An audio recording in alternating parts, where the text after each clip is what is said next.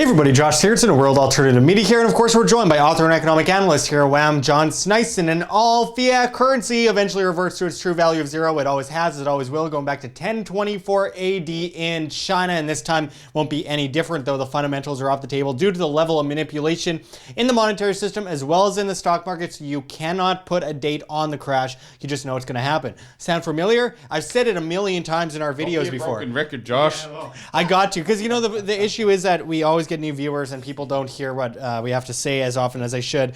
But we need to talk about what's happening in Canada, because last week we found that the inflation in Canada hit the highest level since 2011 in, as this article from Financial Post says, in a test to Bank of Canada's rate hike plan. And as the article goes into, Canada's annual inflation rate in July hit its highest level in nearly 7 years as gasoline prices and the cost of air transportation pushed prices higher. And in other news similar to this, as of August 24th, 2018, this article came out of Reuters saying Bank of Canada's Poloz says recent inflation jump due to transitory factors. And as this article goes into, Canada's recent hot inflation data was driven by transitory factors, and its core measures are right around a 2% target, Bank of Canada Governor Stephen Poloz said on Friday. In an interview with CNBC at an economic symposium in Jackson Hole, Wyoming, Poloz said the central bank had expected the inflation would head up towards 3% during these few months. These are transitory factors. Okay, so we could talk all day about how we'll see it go up, we'll see it go down compared to the US dollar, which is also heavily devaluing all the time. We'll see a bit of variations in how fast they fall to the depths of hell, but the point is they are falling to the depths of hell. It's unbelievable that we constantly get these excuses. Well, actually, I shouldn't say unbelievable. It's very believable coming from central banks, but we just constantly hear these excuses for what's happening. And the fact of the matter is, the inflation rate will go incredibly high in Canada. It will go incredibly high in the United States eventually, because eventually these currencies have to crash because they're centrally planned into oblivion. We see vast amounts of destabilization in recent days. We see at the same time as that, the banks are insolvent. That's a huge issue, including the credit unions, by the way. Cash to deposit ratio is horrible. And then also looking at the stock market. So the Toronto Stock Exchange is highly bubbled. The real estate markets in Toronto and Vancouver and Victoria are highly bubbled. And we've got massive debt, massive household debt, massive debt to GDP. We've got, as a Bank for International Settlement said recently, Canada is one of 3 economies most at risk of a banking crisis, and there's no doubt about it. When they put us next to China, which is one of the most centrally planned monetary systems in the world, maybe we should be a little bit concerned. And it's Trudeau's happy place, Josh, China. Yeah, so we get taxed to death. We got the income tax, business tax, property taxes, capital gains taxes. We got fuel taxes, PST, GST, in some places MST, and then carbon taxes driving up prices and all whole sorts of stuff. As that article kind of alluded to, all these prices are going up. I wonder why. Maybe it's because we got massive central planning and massive government. John, what do you think about inflation in Canada and where it's heading in the future? And cheap money. Cheap money is number one. Cheap money, printing money, like the printing presses here, the electronic printing presses here in Canada is going faster and faster, and they need a supercomputer in order to keep this massive monstrous monetary policy going, because of course, they're trying desperately, to keep the housing markets up because it's like kind of trying to slow down. But of course, this article here from RepMag says Canadian housing market is bouncing back, says TD Economics, and it's all fine. Don't worry. It's going to continue to go up forever. There's no worries at all. Just keep on borrowing mass amounts of money and make sure that, borrow money until your house is reaching at least 2 million, maybe even 3 and 4. It's time to get that value on your house up more. We need to get into more debt, guys. We are not getting into more enough debt. We need to just continue to borrow mass amounts of money. Use your house as an ATM. Well, you mentioned Toronto Dominion Bank talking about it's going up, and it just reminds me of a report we recently did regarding a few banks that have been fined massive amounts of money for misleading investors regarding the housing market before 2007, as well as the stock market as a whole going into the recession. And it's interesting because TD, it might be good for you right now to try and get people to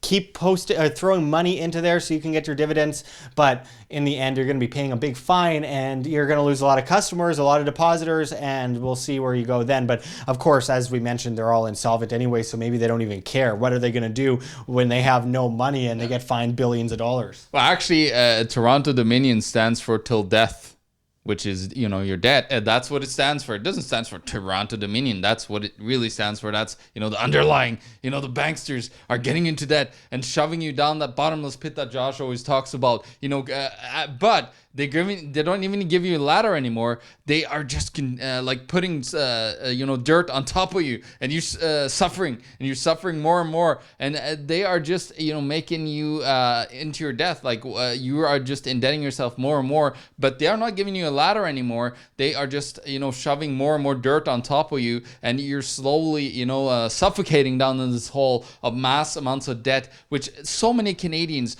are destroyed. And I wrote about this in my Wait a second, John. You just destroyed my whole metaphor. Oh, that's I use that metaphor all the time. But anyway, go ahead. You got your book, the greatest economy in the world, Canada. Yeah, I wrote about this in this book, guys. Listen, it's nothing but a massive debt hole that it's a black debt hole that is just continuing to expand and expand and expand and suck in more people into this hole, and there's no way out of it. Who knows what's on the other side of the black hole? Maybe there's Justin Trudeau with his little unicorn friend to give you hugs. So Who knows? This is the second time in one video session that John has mentioned sucking and holes in one sentence, which is giving me terrible. We did another video and he's talking about Warren Buffett, instead of licking an ice cream, sucking an ice cream. At least this is a black hole, Josh. It wasn't a Warren Buffett. What does that mean? Come on, man.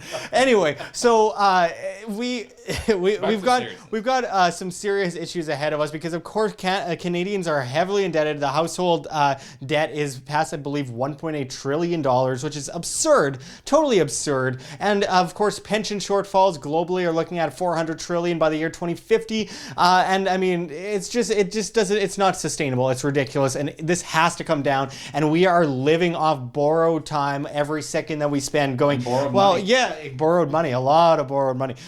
So it's so important that we understand that the banking system is dangerous. If your money's in the bank, it's not yours, it's the bank's. And then, of course, at the same time, that government only begets more government, and they benefit from our debt. They benefit from our enslavement. Collectivism begets collectivism, and it's not fair. It's not moral. It's not logical. We have a massive entity, a collective entity that uses 51% that they propagandize to force its will on the 49%, which is just so wrong on every level. That is government in a nutshell, an organized crime racket alongside their cronies, the banks, and the central banking system. So I think it's important that people learn to be self-sustainable, because no voting for different puppets is going to change anything. I said this all through the years of Harper in Canada, and now Trudeau, and people are like, country with a political system. It's the same shit, different package, as a friend of mine says. Yeah, and then we have, for example, when I called Trudeau a scumbag, people went, well,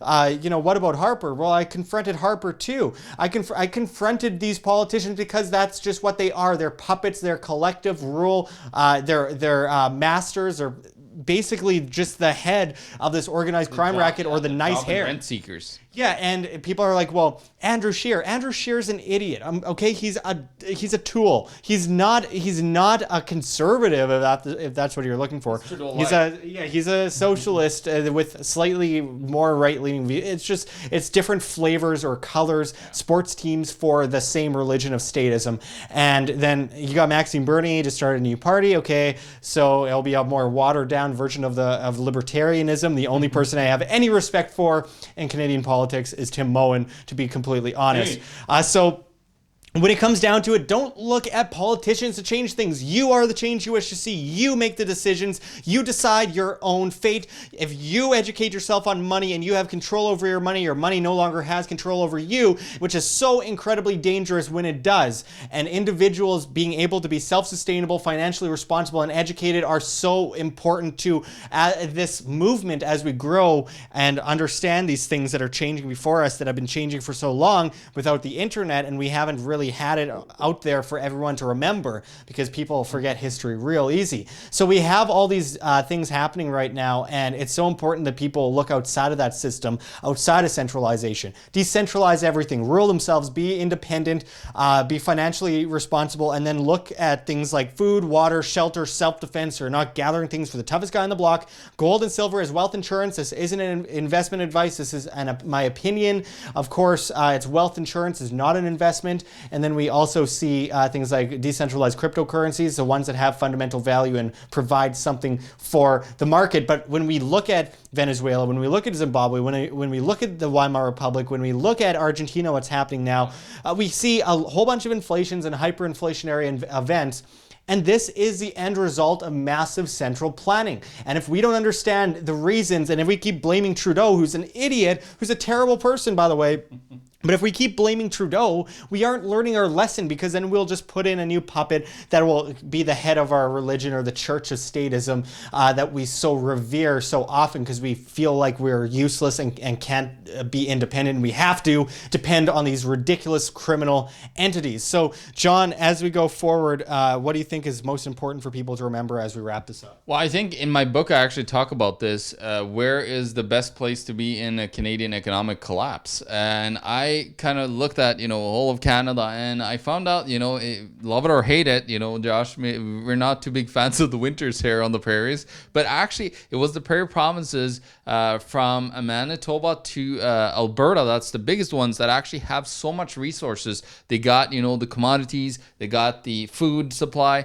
So during the crisis, I'm very worried about places like, especially Vancouver might be a little bit better off, but Toronto, I am not sure what to say about Toronto in a big crisis because of all the population density. And then think about it, in a crisis, your food stores runs out of food very quickly, and it, usually just 3 days.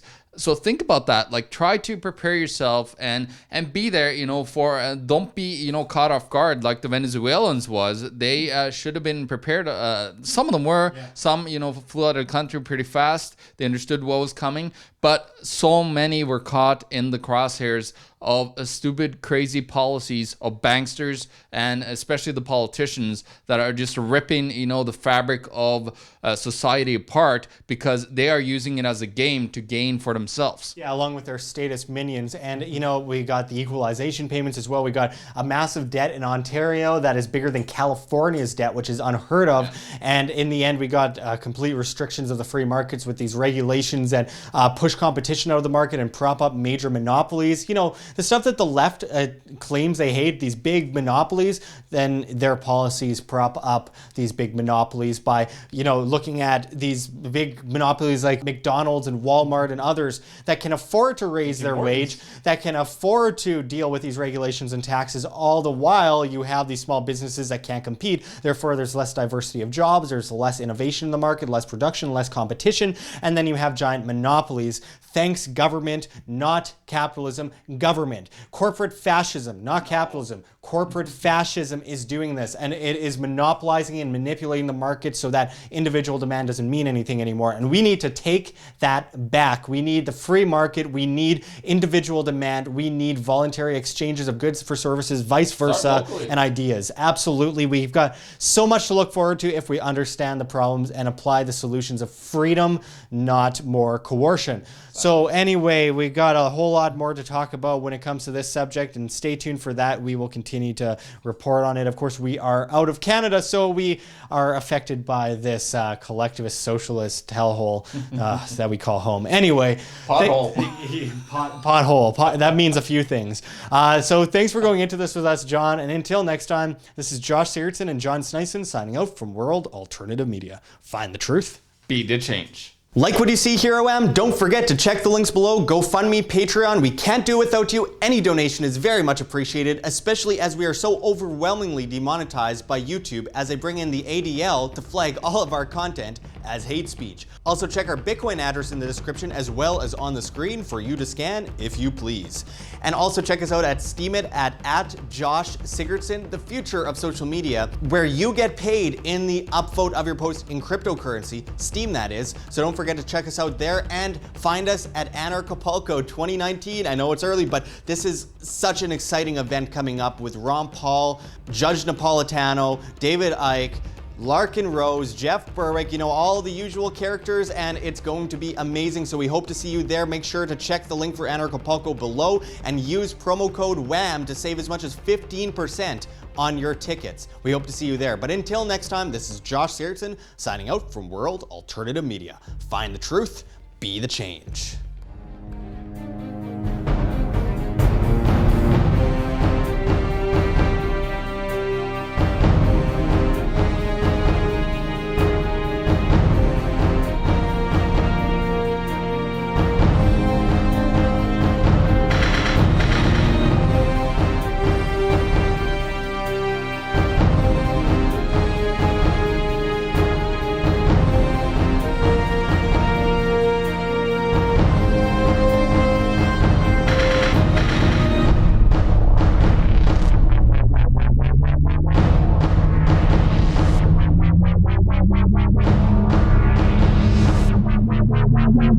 Wow.